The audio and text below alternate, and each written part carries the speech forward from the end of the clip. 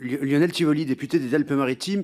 Monsieur Vargon, vous êtes chef de service des urgences en première ligne face à la crise qui frappe l'hôpital. Manifestement, vous êtes une exception qui confirme la règle, puisque dans votre service, manifestement, il n'y a pas de brancard dans les couloirs, il n'y a pas d'attente, mais malheureusement, pour y avoir accompagné des proches ces derniers temps, c'est ce qui se passe dans de très nombreux services des urgences, avec des heures, parfois une nuit entière pour les patients sur des brancards, faute de médecins disponibles.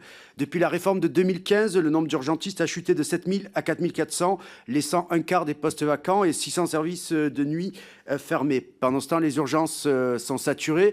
Je crois que les études disent que 75% des personnes qui se présentent aux urgences pourraient consulter des médecins de ville, mais faute de solutions alternatives, eh bien, ils n'ont pas d'autre choix. Dans ces conditions, plusieurs questions. Dans ces conditions, quelles sont les conséquences concrètes de cette situation sur les patients qui sont accueillis aux urgences? L'impact sur les soignants, il ne faut pas les oublier, qui enchaînent des gardes épuisantes, souvent sans renfort et dont la fatigue est un risque en soi.